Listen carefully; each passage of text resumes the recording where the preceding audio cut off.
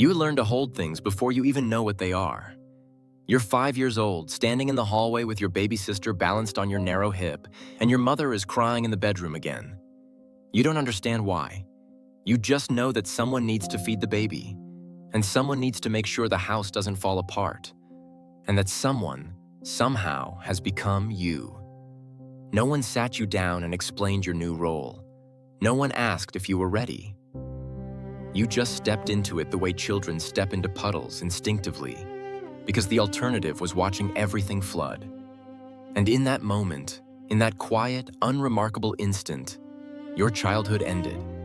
Not with violence or tragedy, but with responsibility, with the weight of a family settling onto shoulders that were never meant to carry it. This is where it begins for the eldest daughter. Not with a dramatic event, but with 1,000 small moments of stepping up, stepping in, stepping between. You become the translator when your parents fight. You become the second mother to your siblings.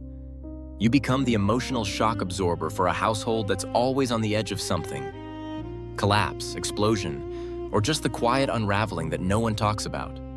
And you do it so naturally, so competently, that everyone assumes you were born for it. You're so mature for your age. You're such a good helper. You're so responsible. But what they're really saying, without realizing it, is, you're so convenient.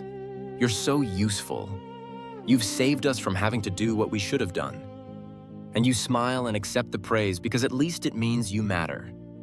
At least it means you have a place in this family, even if that place is built on your own erasure. The psychology of the eldest daughter is the psychology of premature adulthood wrapped in the costume of a child.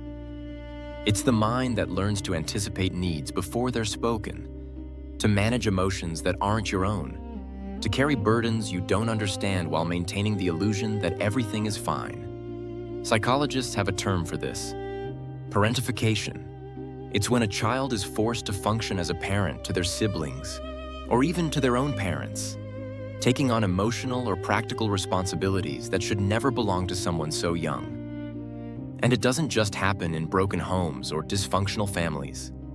It happens in households that look perfectly normal from the outside, where parents are overwhelmed, where mental illness lurks quietly, where cultural expectations dictate that the eldest daughter is simply supposed to know how to nurture, how to sacrifice, how to disappear into service. What happens developmentally when a child is parentified? The brain adapts. It has to. When you're constantly scanning the emotional temperature of your home, trying to predict when your mother will need consoling, or when your father will lose his temper, or when your siblings will need mediating, your nervous system shifts into a permanent state of hypervigilance. You become exquisitely attuned to other people's feelings while simultaneously learning to suppress your own. Because your needs are inconvenient. Your sadness is a burden. Your anger is dangerous. So you learn to perform stability even when you're crumbling inside. You become the calm in everyone else's storm, and in doing so, you lose access to your own weather. Your emotions don't disappear. They go underground, where they ferment into anxiety, resentment, and a deep, aching exhaustion that you can't name because you've never been allowed to acknowledge it. And here's the cruelest part. You become extraordinary at it. You excel at reading people, at anticipating their needs, at managing chaos. You become the friend everyone calls in a crisis, the coworker who always has it together, the partner who can handle anything. And people love you for it. They praise your strength, your capability, your endless capacity to give. But what they don't see is the cost. They don't see that you developed these skills as a survival mechanism, not a gift. They don't see that beneath your competence is a child who never got to be incompetent, who never got to make mistakes without consequences, who never got to be held instead of holding. They don't see that your strength was never a choice. It was an adaptation to an environment where weakness meant abandonment, where needing meant burdening, where being small meant being forgotten. As you grow older, this pattern doesn't fade. It deepens. It becomes the lens through which you see every relationship, every responsibility, every version of yourself. You become the eldest daughter in every space you enter. At work, You're the one who takes on extra projects because you can't stand seeing things fall apart. In friendships, you're the therapist, the organizer, the one who remembers everyone's birthday and checks in when they're struggling, while rarely allowing anyone to do the same for you. In romantic relationships, you're drawn to people who need fixing, who need mothering, who need you to be strong so they can afford to be weak. And you tell yourself this is love. You tell yourself this is connection. But deep down, in a place you barely let yourself visit, you know it's something else. It's the only kind of relationship you know how to have. One where your value is measured by how much you can give, how much you can handle, how much you can endure without breaking. The tragedy of the eldest daughter is that she's praised for the very thing that's destroying her. Society looks at her and sees a model of femininity. Selfless, nurturing, endlessly capable. But no one asks at what cost. No one asks what she's sacrificing on the altar of everyone else's comfort. No one asks about the dreams she's deferred, the emotions she's swallowed, the version of herself she's buried so deep she's forgotten she ever existed. Because the world needs her to be strong. The world needs her to hold things together. And she complies, not because she's a martyr, but because she learned early that her worth is conditional. That love is something you earn through service, through silence, through making yourself small enough to fit into the spaces everyone else has left empty. But here's what no one tells you when you're young and learning to carry the weight of your family. Those patterns don't stay confined to childhood. They follow you. They shape how you move through the world, how you interpret your own value, how you relate to rest, to joy, to the simple act of taking up space. You struggle to ask for help because asking feels like admitting defeat. You struggle to rest because productivity is the only currency you've ever used to prove you deserve to exist. You struggle with boundaries because saying no feels like betrayal, like you're abandoning the people who need you, like you're failing at the one role you've always known how to play. And the insidious part is that you've gotten so good at this role that even you believe it's who you are. You've forgotten that it was a costume you put on to survive, not the truth of your being. The eldest daughter lives in a particular kind of hell. She's exhausted, but she can't rest. She's overwhelmed, but she can't delegate. She's resentful, but she can't stop giving. Because stopping would mean facing the terrifying question she's been running from her entire life.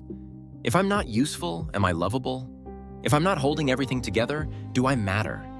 If I stop being strong, will anyone catch me? Or will I just fall into a void of irrelevance? These are the questions that haunt her in the quiet moments.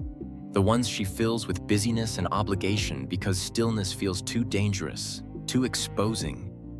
Because in stillness, she might have to confront the little girl she left behind.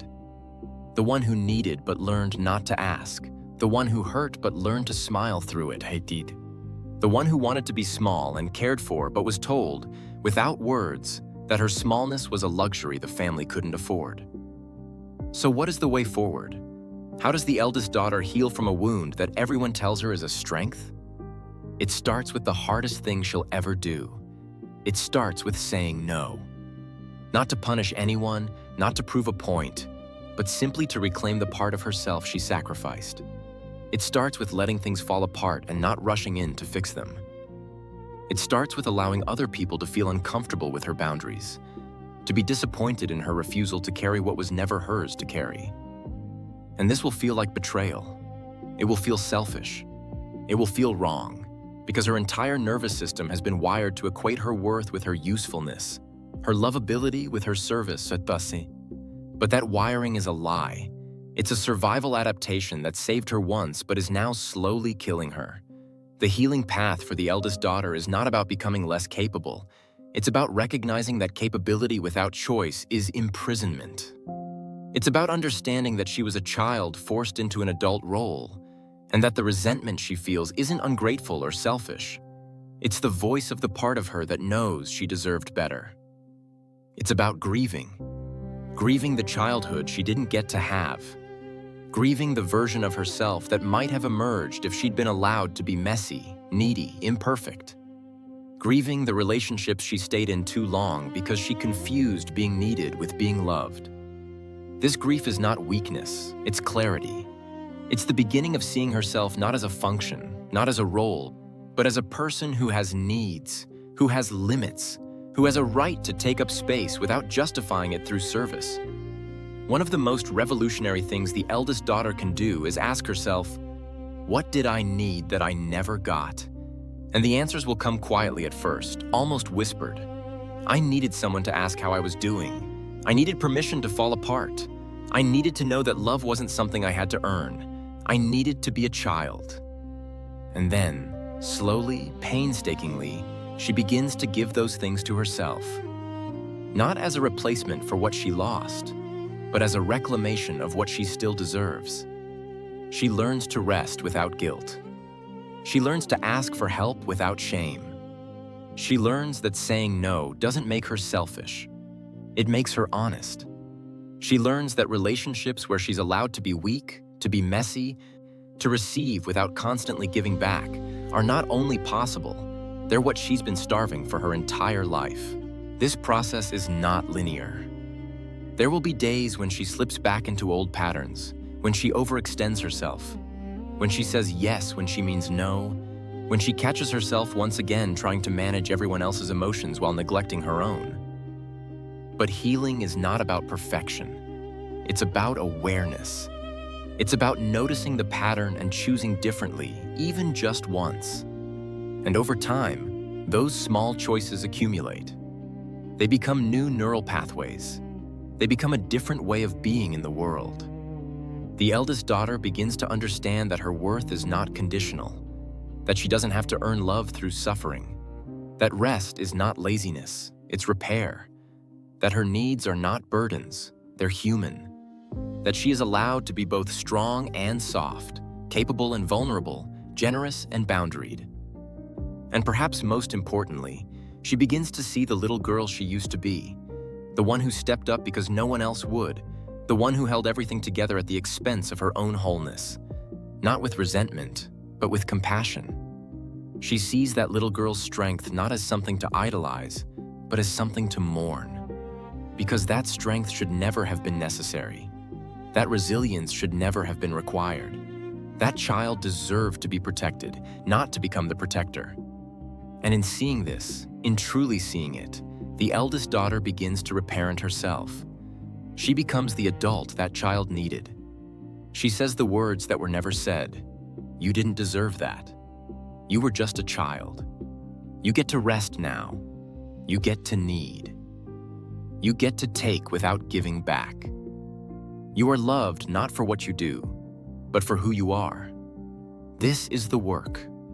It's brutal because it asks you to dismantle the identity you've built your entire life around. It asks you to stop being the strong one, the reliable one, the one who never breaks. It asks you to be honest about the resentment, the exhaustion, the quiet rage you've been swallowing for decades.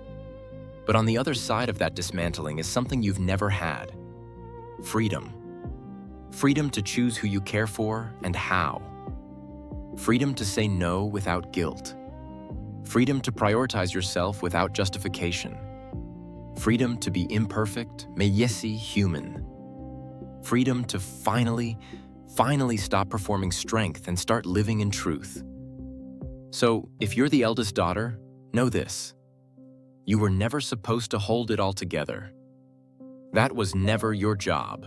It was placed on you by people who didn't know better, or couldn't do better, or simply found it easier to let you carry what they couldn't. But you don't have to carry it anymore. You can set it down, you can walk away, you can choose yourself. And no, it won't be easy. There will be guilt, there will be pushback. There will be people who preferred you when you were convenient, when you asked for nothing, when you existed only to serve. Let them be disappointed. Their disappointment is not your responsibility. Your healing is. You never had a childhood where you got to be small, but you still have a future. And in that future, you get to be both. You get to be the strong, capable woman you've become and the soft, needy child you never got to be. You don't have to choose, you don't have to perform, you just get to be whole, human, free. And maybe, for the first time in your life, you get to rest. Not because you've earned it, but because you've always deserved it. Welcome home.